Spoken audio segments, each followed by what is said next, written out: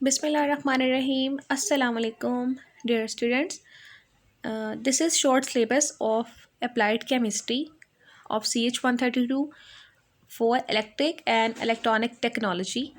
So these are the topics, and your syllabus is reduced up to 40% due to COVID conditions. So these are the topics that are included in your book for your preparation. So here we start.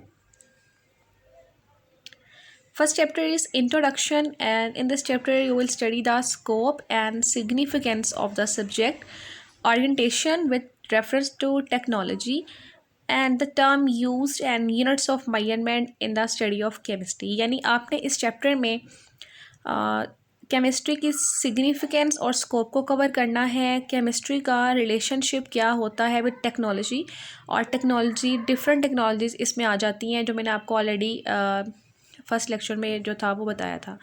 And the terms use and units of measurement, chemistry में जो जो units use होते हैं उनकी measurement कैसे होती है वो सब आप चैप्टर नंबर 1 इंट्रोडक्शन में कवर करेंगे।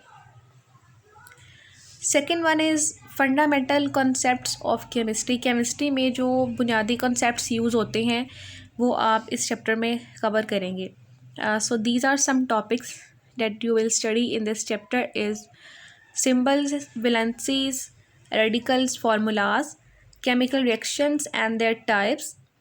So these are some topics that you will cover in this chapter. Third chapter is atomic structure. So in this chapter you will study the subatomic particles.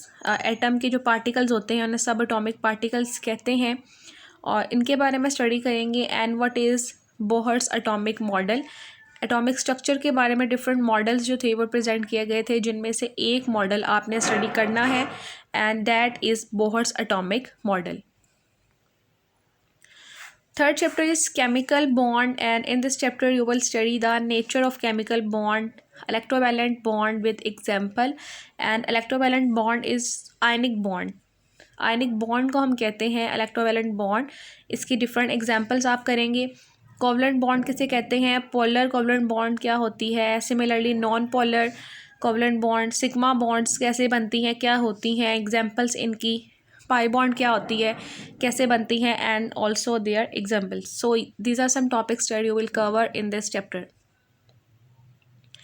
Next chapter is solids and liquids, and in this chapter you will cover the liquids and solid states, the liquid and their general properties, इनकी जो general properties होती हैं liquids की वो cover करेंगे। Density क्या होती है, विस्कोसिटी किसे कहते हैं, what is surface tension, what is capillary action etcetera.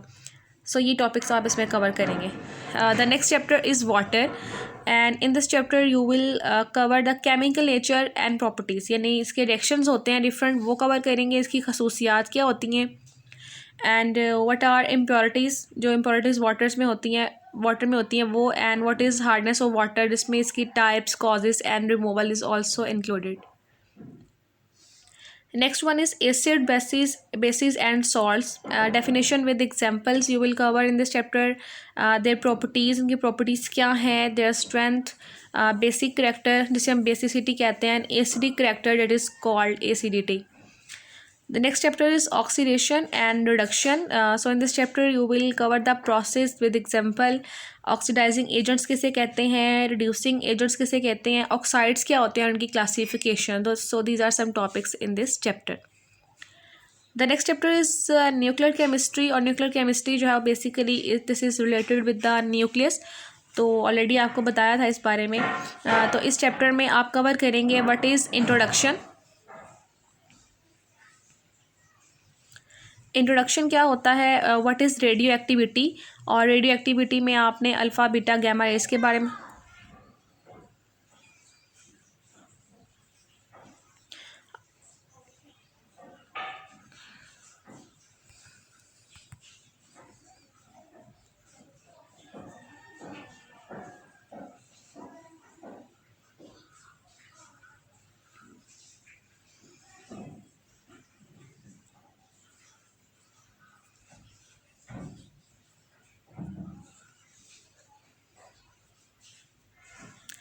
Alpha beta and gamma rays जो है उनके बारे में स्टडी करेंगे। And what is half life process, half life process जो है वो किसे कहते हैं।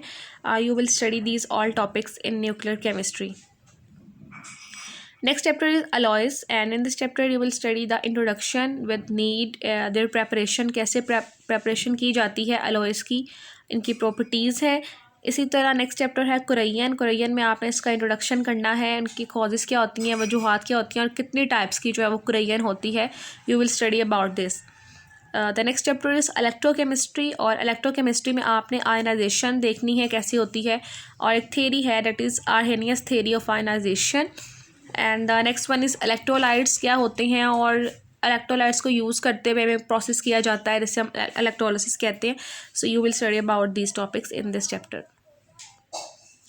Next is electrical insulating materials. So in this you will study about its introduction, कि वो कौन से materials होते हैं, and what are solid insulator with chemical nature, similarly liquid insulator with chemical nature, and gases insulator with the chemical nature, and what are their uses and their classification, की classifications क्या होती हैं, उनके इस्तेमालात क्या होते हैं।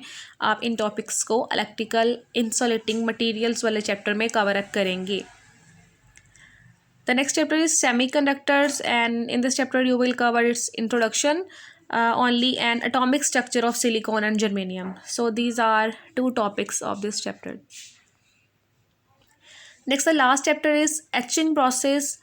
So in this chapter you will study about the process and its aim, and the last one is what are etching regions. So these are some topics that are included in your syllabus of this all chapters. So you have studied these topics only. So thank you all. Allah Hafiz.